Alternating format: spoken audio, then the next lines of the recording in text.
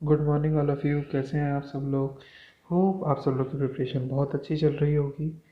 जैसे कि आप सब लोगों को पता है कि IBPS PO का एग्ज़ाम हो चुका है एंड अब IBPS क्लर्क का ही एग्ज़ाम बचा है आपके पास इस साल। एंड नेक्स्ट ईयर के लिए आपके बहुत से एग्ज़ाम हैं जो आने वाले हैं, जैसे कि आपका LIC असिस्टेंट का एग्ज़ाम आने वाला है, RBI असिस्टेंट का एग्ज़ाम आने वाला है एंड अदर रेगुलेटरी बॉडीज़ के एग्ज़ाम आने वाले हैं। तो फिर अब हमारे लिए बहुत ज़्यादा इम्पॉर्टेंट हो जाता है कि हमको अब एक पर्टिकुलर स्ट्रेटजी अपनानी चाहिए, ताकि जो गलतियां हमने इस पेपर में कर चुके हैं वो आगे वाले पेपर में ना करें और एक परफेक्ट स्ट्रेटजी के साथ कोई भी एक बैंकिंग पेपर को टारगेट करके उसको क्रैक कर सके। तो मैं इस वीडियो में आप सब लोगों के लिए एक परफेक्ट स्ट्रेटजी लेकर आया हूँ, जिसको फॉलो करके आप फर्स्ट अटेम्प्ट में कोई भी बैंकिंग एग्ज़ाम क्रैक कर सकते हैं। चलिए स्टार्ट करते हैं। सबसे पहले मेरा नाम नमन तिवारी है। मैंने गेट 2019 को क्वालिफाई किया था अपने फाइनल ईयर में। उसके बाद मेरा एडमिशन IIT में हो गया था। मैंने IIT से मास्टर्स की है। फिर मैंने गेट 2021 को भी क्लियर किया था। उसमें मेरा जो रैंक था वो 293 रैंक आया था ऑल इंडिया। फिर मैंने साथ ही साथ सेम ईयर IIM बेंगलोर का रिटन एग्ज़ाम क्रैक किया था, जो कैट लेवल का होता है। उसके बाद 2021 में मैंने महात्मा गांधी नेशनल फॉलोशिप का एग्ज़ाम भी क्रैक किया था, जिसमें मेरा ज्वाइनिंग आ चुकी है। और मैं लास्ट ईयर से बैंकिंग रेगुलेटरी एग्ज़ाम के लिए प्रिपरेशन कर रहा हूँ, जिसमें नाबार्ड का एग्ज़ाम आता है, RBI का एग्ज़ाम आता है, IRDA का एग्ज़ाम आता है। IRDA का तो अभी तक कोई एग्ज़ाम हुआ नहीं। मैंने नाबार्ड का लास्ट ईयर एग्ज़ाम दिया था, नाबार्ड ग्रेड A का। उसमें मेरा प्रीलिम्स क्लियर हो गया था, जो उसका मेंस का एग्ज़ाम था वो भी क्लियर हो गया था, बट अनफॉर्चुनेटली मैं इंटरव्यू में डिस्क्वालीफाई हो गया। इसलिए मैं अभी भी अपना RBI ग्रेड B का एग्ज़ाम की तैयारी कर रहा हूँ, क्योंकि last year due to GATE के एग्ज़ाम की प्रिपरेशन की वजह से मैं RBI ग्रेड B के लिए प्रिपरेशन नहीं कर पाया था, इसलिए मैंने उसका फॉर्म नहीं भरा था। जैसे कि आप सब लोगों को याद होगा जिन्होंने भी RBI ग्रेड B का एग्ज़ाम दिया होगा, क्योंकि इसका जो फॉर्म आया था वो आपका जनवरी में आया था एंड जो एग्ज़ाम था वो मार्च में था। एंड मेरा गेट 2021 का एग्ज़ाम जो था वो फ़ैब मिड में था। तो मैंने उसके लिए प्रिपरेशन कर रहा था गेट के लिए, ताकि मेरा बहुत ज़्यादा स्कोर आ सके और मैं मुझे PSU गवर्नमेंट PSU मिल सके, जिसकी वजह से मैं RBI का एग्ज़ाम नहीं दे पाया था।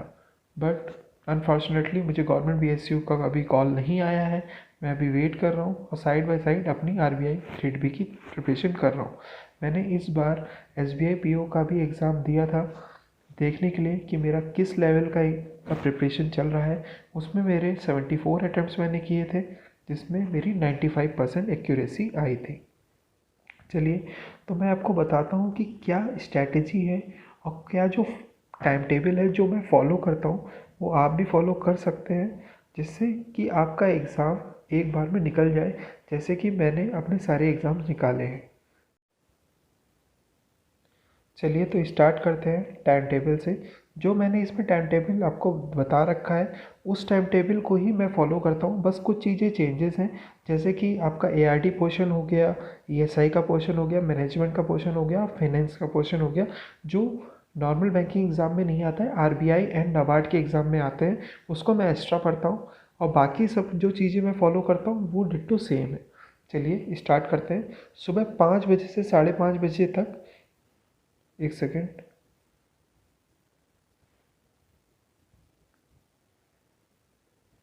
सुबह 5 बजे से 5:30 बजे तक मैं जो लास्ट डे के जो करंट अफेयर्स होते हैं उनको मैं रिवाइज़ करता हूँ।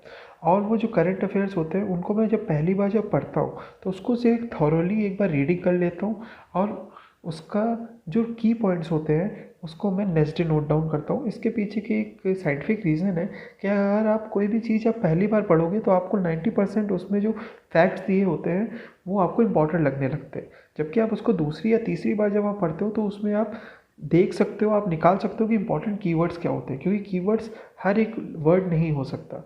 आपको पूरे सेंटेंस में एक या दो ही कीवर्ड्स मिलेंगे, जिससे आपको उस सेंटेंस को पूरा रिवाइज करना पड़ता है।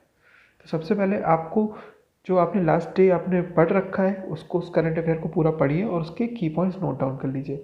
5:30 से 6:30 बजे तक आप वर्कआउट भी कर सकते हैं, क्योंकि मैं भी वर्कआउट करता हूँ। क्योंकि वर्कआउट करने से क्या होता है कि आपका फिज़िकल जो हेल्थ होती है वो बहुत ज़्यादा आपकी सही रहती है, जिसकी वजह से आपकी मेंटल हेल्थ भी सही रहती है। आप जितना ज़्यादा फिजिकल एक्टिविटी करोगे, आपका ब्रेन भी उतने अच्छे से काम करेगा। 6:30 से 7:30 बजे तक मैं ब्रेकफास्ट कर लेता हूँ, और आपसे उम्मीद करता हूँ कि आप सबसे पहले वर्कआउट करने के बाद आप ब्रेकफास्ट कर सकते हैं और बाकी के सारे काम कर सकते हैं, आप रेडी हो सकते हैं पूरा। मैं भी 7:30 बजे तक रेडी हो जाता हूँ। 7:30 से 8:30 बजे तक मैं इंग्लिश का मॉक टेस्ट लगाता हूँ। अब मैं आपको बताता हूँ कि इंग्लिश का मॉक टेस्ट मैं किस टाइप से लगाता हूँ। आपको भी पता है जो प्रीलिम्स का एग्ज़ाम होता है वो 20 मिनट्स का होता है, तो इंग्लिश का जो मॉक टेस्ट है मैं 20 मिनट्स में कंप्लीट कर लेता हूँ। उसको लगाने के बाद मैं उसके जो सॉल्यूशन है जब उसको चेक करता हूँ, तो उसमें जो जो चीज़ें गलत हो गई होती है उनको मैं चेक करता हूँ, और उसमें ये चीज़ देखता हूँ कि गलत क्या क्या है। और जो चीज़ें मैंने गलत कर रखी होती हैं उसको मैं नोट डाउन करता हूँ, ताकि नेक्स्ट टाइम अगर उस टाइप का कोई क्वेश्चन आता है तो फिर मैं उसको गलत ना करूँ और उसको ही रिवाइज़ करता हूँ। मैं कोई भी रूल्स अलग से नहीं पढ़ता हूँ, और ना ही मैं आपको सजेशन दूंगा कि आप कोई भी रूल अलग से पढ़िए। आप टेस्ट देते जाइए। अगर आप डेली एक मॉक टेस्ट लगाएंगे पूरा और उसको ही ढंग से फॉलो करते रहेंगे, एक अच्छे भी कोई भी मॉक टेस्ट आप ले सकते हो इसमें, जैसे गाइडली का मॉक टेस्ट हो गया, या फिर आपको और भी मॉक टेस्ट पता है आपको, जैसे प्रैक्टिस मॉक हो गया, अड्डा का मॉक हो गया, आप कोई भी मॉक टेस्ट अच्छा ले सकते हैं। इनमें आपको अच्छे लेवल के क्वेश्चन सबको प्री एंड मेंस लेवल के मिल जाएंगे। एक दिन आप प्री का एग्ज़ाम के लेवल का लगाइए मॉक टेस्ट, और एक दिन मेंस एग्ज़ाम का मॉक टेस्ट लगाइए, और उसमें जो भी गलती है उसको नोट डाउन करते रहिए। और आप देखेंगे ग्रेजुअली धीरे धीरे विद इन 1 मंथ आपको इम्प्रूवमेंट दिखना स्टार्ट हो जाएगा, आपका स्कोर बढ़ना स्टार्ट हो जाएगा। इससे आपके 2 फ़ायदे होंगे। पहला फ़ायदा कि आपका जो मॉक टेस्ट देने का जो डर होता है, जो मोस्ट ऑफ एस्पिरेंट्स को प्रॉब्लम क्रिएट करता है, वो ख़त्म हो जाएगा और रियल टाइम आपको फीलिंग भी मिलेगी। और दूसरा, आप मॉक टेस्ट लगा कर ही आप सब कुछ सीख सकते हो। ये भी एक तरह की स्ट्रैटेजी होती है, इसको रिवर्स स्ट्रैटेजी बोलते हैं, जिसमें आप पहले कॉन्सेप्ट नहीं पढ़ते हो, आप क्वेश्चन लगा लगा के कॉन्सेप्ट सीखते हो। ये जो कॉन्सेप्ट है मैंने पहले भी बहुत से अपने एग्ज़ामों में लगाया है, और मैंने उसी कॉन्सेप्ट के थ्रू ही अपने सारे एग्ज़ाम को क्रैक किया है। अब 8:30 बजे से 9:15 तक मैं इम्पॉर्टेंट जो एडिटोरियल्स आते हैं द हिंदू से, उसको मैं पढ़ता हूँ। अब इसके लिए आप 2 काम कर सकते हो। सबसे पहला काम कि आप कोई भी एक अच्छा टीचर पकड़ लीजिए जो आपको एडिटोरियल समझा सके, आप उससे भी पढ़ सकते हो, या फिर मैं आपको सजेस्ट यही करूँगा कि एक एडिटोरियल तो आप खुद पढ़िए और एक एडिटोरियल टीचर के थ्रू पढ़िए, और जो भी वर्ड की मीनिंग आपको ना आए उसको आप नोट डाउन करते रहिए और उसको डेली बेसिस पे रिवाइज करते रहिए। आपको मैंने 45 मिनट्स दिए हैं, इसमें 45 मिनट्स नहीं लगेंगे आपके एडिटोरियल पढ़ने में पूरा, आपको अप्रॉक्स 25 टू 30 मिनट्स ही लगेंगे, और बाकी के टाइम में आप जो मीनिंग आपको जो नहीं समझ आएंगे उसको आप नोट डाउन करेंगे, और जो पुरानी मीनिंग्स है उसको रिवाइज करते रहेंगे। फिर 9:30 बजे से 11 बजे तक हम करंट अफेयर्स पढ़ेंगे। करंट अफेयर्स के आप कोई भी सोर्स उठा सकते हैं। मैं अफेयर्स क्लाउड से पढ़ता हूँ और साथ में पीआईबी से पढ़ता हूँ। आपको पीआईबी से पढ़ने की कोई ज़रूरत नहीं है, इसलिए क्योंकि जो पीआईबी का जो सोर्स है वो उन लोगों के लिए है जो सेबी, नाबार्ड या फिर आरबीआई का एग्ज़ाम की प्रिपरेशन करते हैं। आपके लिए affairs cloud more than enough है, या फिर आप किसी भी एक अच्छे यूट्यूब चैनल को फॉलो कर सकते हैं जो आपको डेली करंट अफेयर्स देते हैं, जैसे कि आपका अड्डा 24x7 हो गया, दूसरा अभिजीत सर हो गए अनअकैडमी के बैंकर्स वे चैनल में, या फिर कपिल काटपाल सर भी हैं, आप उनको फॉलो कर सकते हैं। उसके बाद 11 से 1 बजे तक आप आराम से रेस्ट कीजिए। इस समय मैं आपको सजेस्ट यही करूँगा कि आप मोबाइल का कम से कम यूज़ करें, ताकि जो आप प्रिपरेशन कर रहे थे, आपने 4-5 घंटे में जितना पढ़ रहा हुआ है उसको आप रिट्रेन कर सकें। क्यों? और दूसरा एक फ़ायदा इसका और भी है, क्योंकि आप 4 घंटे से स्क्रीन के सामने ही बैठे हुए थे, तो अब आप अगर 2 घंटे तक अगर आप टाइम अपने आप बचा लेते हैं और स्क्रीन के सामने नहीं बैठते, आप और कोई काम कर लेते, तो आपकी आइज़ को भी थोड़ा रेस्ट मिल जाएगा और माइंड भी उतना ज़्यादा थकेगा नहीं। मैं तो बोलूँगा आप एक स्मॉल नैप भी ले सकते हैं 1 घंटे का, और 1 घंटे ही कोई मिसलेनियस काम कर लीजिए जो भी आपको लगता है। फिर 1 बजे से 3 बजे तक आप क्वांट्स का लेक्चर देखिए। मैं क्वांट्स के लेक्चर को 2 पार्ट में डिवाइड करता हूँ, एक होता है अर्थमेटिक सेक्शन और एक होता है डीआई। डीआई को आपको हर दिन 1 घंटा डीआई को प्रैक्टिस करना ही है, और 1 घंटा आप दे सकते हो अपने अर्थमेटिक के सेक्शन को। अब इसके लिए आपको किस किस टीचर को फॉलो करना है, सबसे पहले है आपके फ्री क्लासेस के लिए मैं आपको बता सकता हूँ आशीष अरोड़ा सर बहुत अच्छे हैं। दूसरा आपके कौशिक मोहंते सर। तीसरे आपके अरुण सर भी बहुत अच्छे हैं, पर आप देख सकते हैं आपको जिसका भी समझ आए। अगर बस फ्री मटेरियल के हिसाब से देखा जाए तो करियर डिफाइनर का जो चैनल कौशिक मोहंते सर का है वो सबसे बेस्ट है, क्योंकि उन्होंने एक बिल्कुल पेड क्लास की फीलिंग आपको दे रखी है। और अगर आपको इन टीचरों में किसी का भी अच्छा समझ आता है तो आप उनका पेड क्लास भी ले सकते हैं, कोई प्रॉब्लम नहीं है।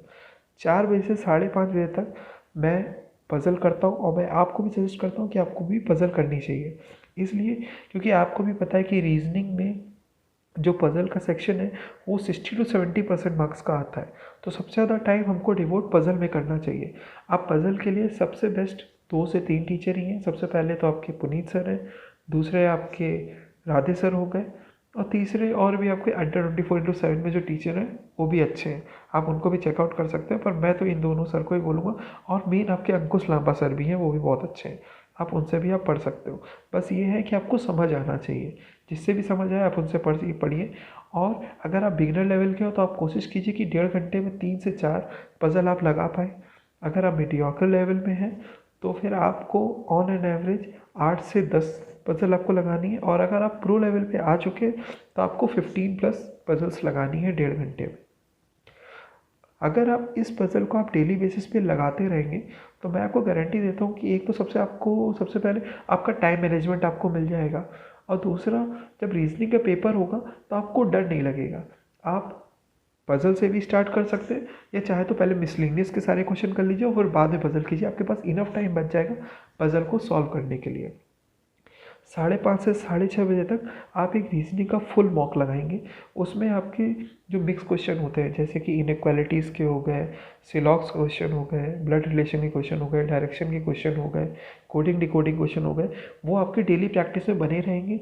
इसी बहाने आपका पूरा एक पेपर भी हो जाएगा, और हर टाइप के क्वेश्चन से आप टच में भी आप रहेंगे डेली बेसिस पे। और इसके अगर आप करते रहेंगे तो विदिन 2 to 3 मंथ्स आप खुद देखेंगे आप इतने हैबिचुअल हो जाएंगे पेपर देने से। जबकि जब आपका जो मेन एग्ज़ाम आएगा, जो मेन आपका रियल टाइम एग्ज़ाम होगा, उसमें आपको बिल्कुल प्रॉब्लम नहीं होगी, और आप एक ही बार में अपना बेस्ट दे पाएंगे। और आपका जो स्कोर होगा वो 25 से 30 के बीच में आराम से वेरी कर सकता है। डिपेंड करता है कि आपने कितने टाइम तक इसको प्रैक्टिस किया है। मैं इसकी गारंटी देता हूँ आपको 25 से कम नहीं आएगा, अगर आपने डेली इस चीज़ को भी फॉलो कर लिया तो। अब एट लास्ट 7:30 से 8:30 बजे तक आप क्वांट्स की प्रैक्टिस कर सकते हो। क्वांट्स की प्रैक्टिस क्या करनी है, आपने जो लेक्चर आपने पढ़ रखा है अर्थमेटिक का, उसके आप क्वेश्चन सॉल्व कर सकते हो। जो आपने डीआई लगा रखी है उसको आप फिर से सॉल्व कर सकते हो। और ऑल्टरनेटिव आप साथ में क्या करेंगे कि एक फुल मॉक लगाएंगे क्वांट्स का। जो फुल मॉक लगाएंगे वो आपको डेली लगाना है 1 घंटे में। क्वांट्स की प्रैक्टिस आप ऑल्टरनेटिव कर सकते हो, बट मॉक आपको डेली लगाना है। उससे आपके 2 फ़ायदे होंगे। पहला फ़ायदा कि आपका स्पीड मैथ्स पे कमांड बना रहेगा डेली बेसिस पे, और दूसरा जो है आपको डीआई की प्रैक्टिस भी होती रहेगी।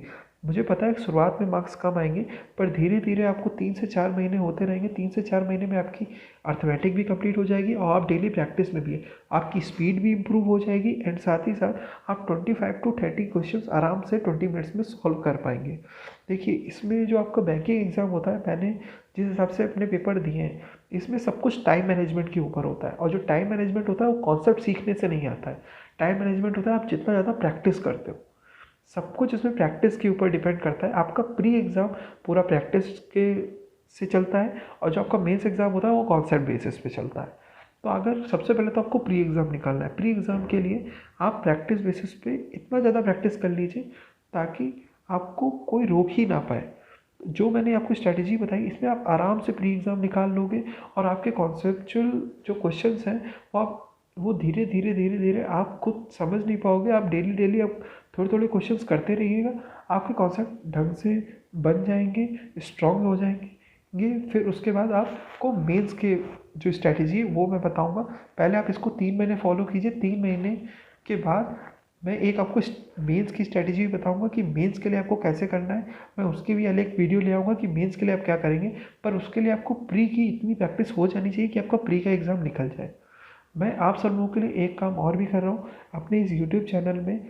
हर एक टॉपिक की, जैसे कि इंग्लिश में पैराजम्बल हो गया, आरसी हो गया, आपका एरर डिटेक्शन हो गया, मैच द फॉलोइंग हो गया, मैच द कॉलम हो गया, डबल फिलर्स हो गए, नॉर्मल फिलर हो गए, तो इन सब के एक स्ट्रैटेजी, डिटेल स्ट्रैटेजी वीडियो मैं लेकर आऊँगा, जिसमें मैं बताऊँगा कि इसमें कितने टाइप के ट्रिक्स होते हैं। हर एक ही वीडियो में आपको हर जगह घूमने की ज़रूरत नहीं है। एक ही वीडियो में आपको हर टाइप की ट्रिक्स भी मिल जाएंगे, उसको कैसे सॉल्व करते हैं, उसको कैसे इम्प्लीमेंट करते हैं, आप बस उस वीडियो को देखिए।